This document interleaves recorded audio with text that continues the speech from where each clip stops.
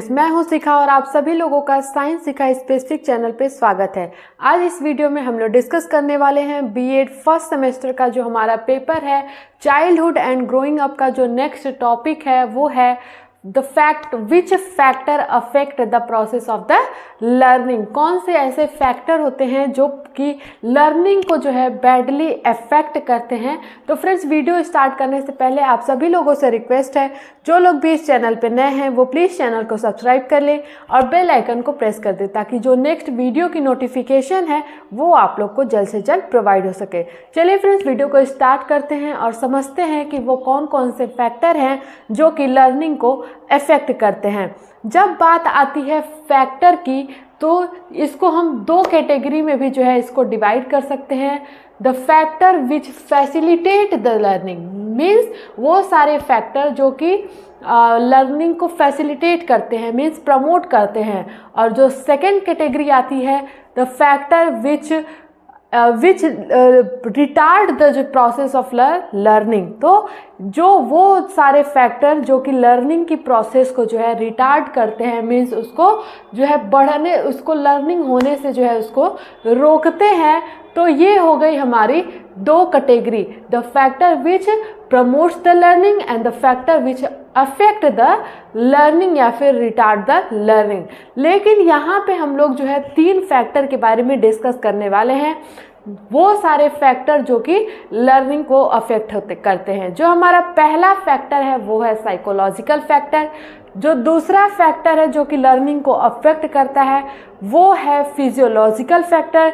और तीसरा हमारा मोस्ट इम्पॉर्टेंट फैक्टर जो है वो है इन्वायरमेंट फैक्टर। यहाँ पे हम लोग इसको बारी बारी से इन तीनों फैक्टर को डिस्कस करेंगे कि कैसे जो है ये प्रोसेस ऑफ लर्निंग को अफेक्ट करता है। तो सबसे पहले हम लोग जो है बात करेंगे साइकोलॉजिकल फैक्टर की कि कैसे ये जो है हमको प्रोसेस ऑफ लर्निंग में अफेक्ट करता है। तो आइए इसको समझते हैं। जो हमारा फैक्टर है साइकोलॉजिकल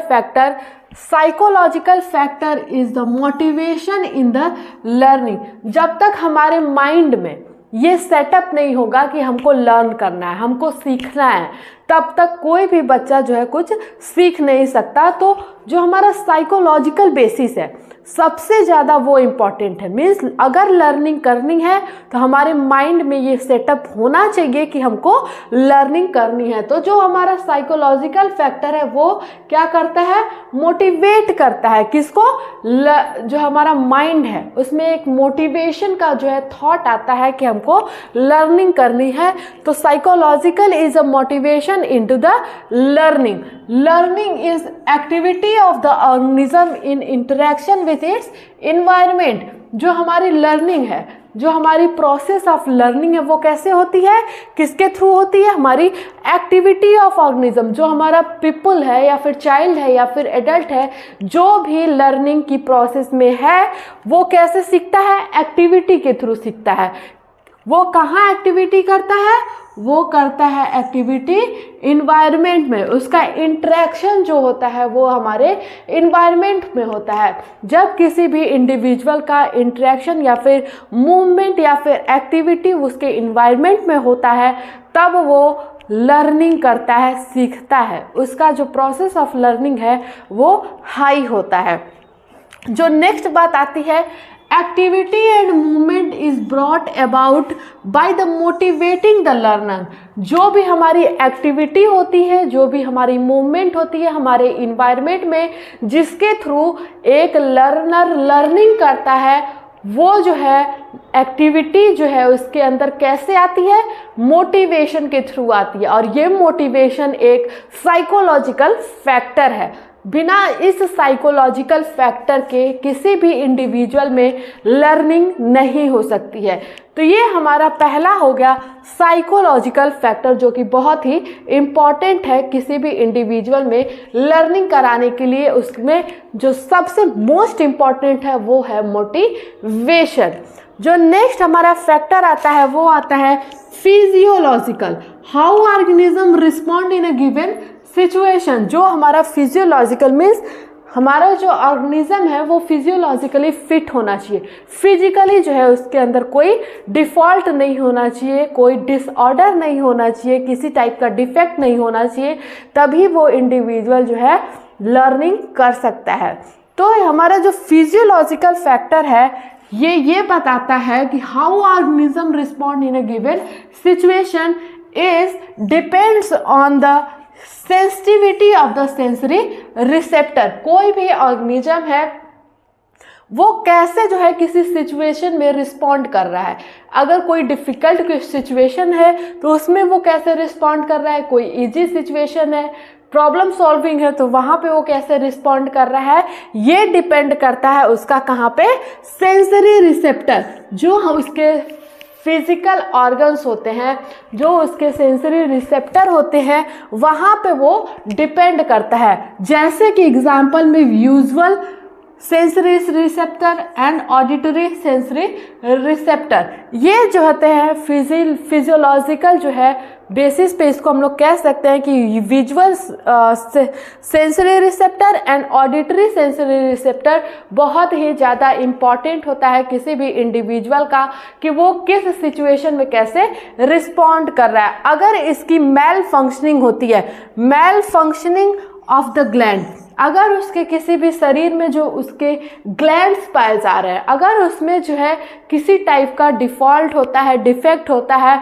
तो वो प्रोसेस ऑफ लर्निंग में ज़रूर से अफेक्ट करेगा। उसकी लर्निंग की प्रोसेस अच्छी नहीं होगी, या फिर उसके विजुअल या फिर ऑडिटरी सेंसरी रिसेप्टर में कुछ प्रॉब्लम है, या फिर कोई डिफेक्ट है इंडिविजुअल के, तो वहाँ पे लर्निंग अफेक्ट होगी ही होगी, डायरेक्टली अफेक्ट होगी। यहाँ पे किसी भी टाइप का जो है कोई इसमें काम नहीं करेगा, तो वहाँ पे लर्निंग जो है अफेक्ट होगी। और लर्निंग जो है, learning can be influenced by the age and maturation, drugs and fatigue. अगर कोई भी इंडिविजुअल है वो एजेड है, ज़्यादा मैच्योर्ड है, या फिर ड्रग्स लेता है, या फिर जो है उसके अंदर फैटिग है, मीन्स उसके अंदर थकान है, बहुत ज़्यादा टायर्ड है, तब वहाँ पे उसकी लर्निंग जो है वो अफेक्ट होगी, लर्निंग उसकी अच्छी तरीके से नहीं हो पाएगी। तो ये था हमारा physiological factor which affect the process of the learning. तो ये हमारा सेकेंड फैक्टर मोस्ट इम्पॉर्टेंट था। अब जो थर्ड फैक्टर है वो है इन्वायरमेंट। किसी भी जो है प्रोसेस के लिए हमारा जो इन्वायरमेंट होता है ये बहुत ज़्यादा ज़रूरी होता है। किसी भी टाइप की प्रोसेस हो, तो यहाँ हम लोग बात कर रहे हैं लर्निंग की प्रोसेस की। तो जो हमारी लर्निंग है, अगर कोई इंडिविजुअल साइकोलॉजिकल फिट है या फिर फिजियोलॉजिकल भी फिट है, लेकिन अगर उसको अच्छा इन्वायरमेंट नहीं मिल रहा है, तो उसकी प्रोसेस ऑफ लर्निंग अफेक्टेड होगी, वो अच्छी तरीके से लर्निंग नहीं कर पाएगा। तो इन्वायरमेंट का फिट होना, environment should be favourable and properly organised. यहाँ पे जो इन्वायरमेंट हो वो फेवरेबल होना चाहिए और ऑर्गेनाइज्ड होना चाहिए। विदाउट इसके जो है प्रोसेस ऑफ लर्निंग नहीं हो सकती, कोई भी इंडिविजुअल या फिर बच्चा नहीं सीख सकता। तो ये तीनों फैक्टर जो है वो बहुत ही इम्पॉर्टेंट है किस पे, प्रोसेस ऑफ लर्निंग में, सीखने की प्रक्रिया में ये तीनों फैक्टर बहुत ही इम्पॉर्टेंट है। कौन कौन से, psychological factor, physiological factor and environment factor. I hope friends ये टॉपिक आप लोगों को अच्छी तरीके से समझ में आ गया होगा कि कौन कौन से फैक्टर हैं वो किस तरीके से जो है इंडिविजुअल की प्रोसेस ऑफ लर्निंग को अफेक्ट करते हैं। अगर फ्रेंड्स वीडियो अच्छी लगी तो प्लीज़ चैनल को सब्सक्राइब करिए और बेल आइकन को प्रेस कर दीजिए, ताकि जो नेक्स्ट वीडियो की नोटिफिकेशन है वो आप लोग को जल्द से जल्द प्रोवाइड हो सके। लाइक करिएगा, कमेंट करिएगा और ज़्यादा से ज़्यादा शेयर करिएगा। Thank you.